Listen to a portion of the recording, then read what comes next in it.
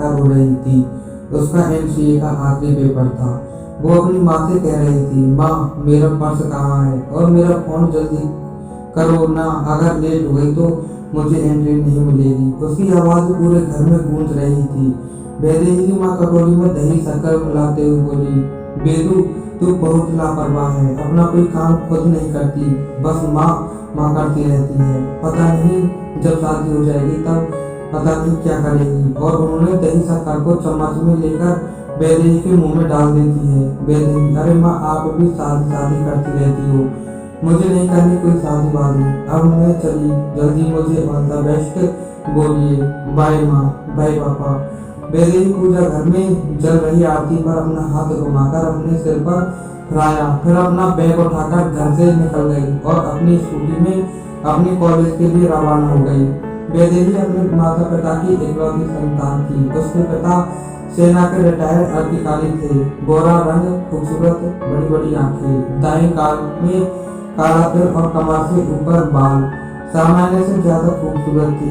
वो चुलबुले चंचल स्वभाव से सबका मन मोह लेती थी। पढ़ी लिखी होने के साथ संस्कारी भी थी। बस वो रिवाजों के तले दबकर रहना नहीं चाहती थी। घुटने तक कुर्ता लेगी और कंधे पर दुपट्टा और एक तरफ बुद्धि की चोटी उसकी सरलता को व्यक्त करती थी।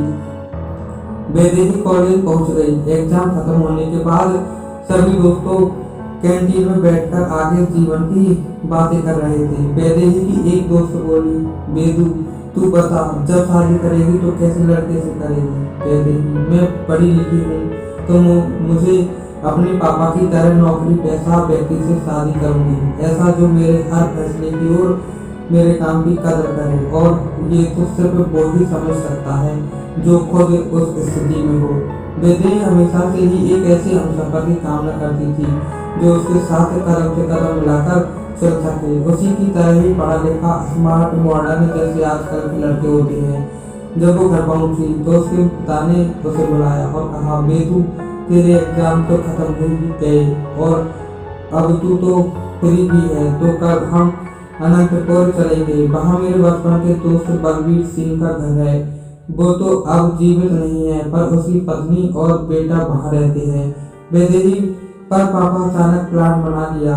वैदेही के पिता, अचानक नहीं बेदू, वो अनंतपुर में होली का बहुत धूमधाम से त्योहार मानते हैं और जाने का मुख्य कारण यही है कि बलबीर की पुण्यतिथि भी है। दरअसल बेटा, जब तू छोटी थी तो हम अनंतपुर होली के त्योहार में गए थे। तू वहाँ खेल रही थी, तेरे ऊपर लकड़ी का बना छोटा टावर गिरने वाला था कि बलबीर ने तुझे अपनी बाहों में छुपा लिया और तो टावर उस पर गिर पड़ा, जिससे उसके सिर पर गहरी चोट आई और उसकी मौत हो गई। हम पर उनका उपकार है बेटा।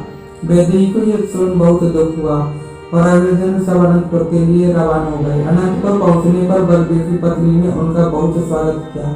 वैदेही के पिता ने बलबीर के बेटे के बारे में पूछा तो बलबीर की पत्नी ने कहा, भाई साहब, अपना राघव अनंतपुर का विधायक बन गया है, तो वो अभी लोगों की समस्या सुनने और नहर के काम के सिलसिले में बाहर गया है।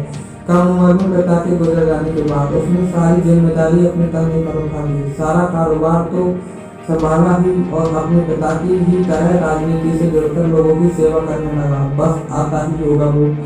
राघव की माँ का इतना कहना होता है कि राघव अब चाहता है। लंबा सुगठित शरीर, गोरा रंग, चेहरे पर हल्की हल्की दाढ़ी, पहने 2 इंच की लंबाई के बाद कुर्ता पजामा पहने हुए, उसके गठीले बदन के कारण कुर्ता उसके शरीर से चिपका हुआ था। मुस्कुराने पर गालों में गड्ढे पड़ने लगते थे जो उसे पर बहुत ही आकर्षक लगते थे। दबंग होने के साथ तो दया, सरल, सहज और विनम्र स्वभाव उसकी पहचान था। राघव के आते ही वैदेही के पिता की नजर उस पर पड़ी। राघव ने उनके पैर छूते हुए कहा, अंकल जी, आपको कोई परेशानी तो नहीं हुई ना? आने में माफ कीजिए, मैं स्टेशन नहीं आ पाया। वैदेही के पिता राघव के स्वभाव को देख बहुत खुश हुए। उन्होंने कहा, राघव वैदेही याद है, तुमने उससे नहीं मिलोगे, बचपन में तो कितने डरते थे तुम लोग। राघव ने वैदेही की तरफ देखा और उसने सहजता से कहा, कैसी है आप Vaidehi? Party good, well you tell me how it is?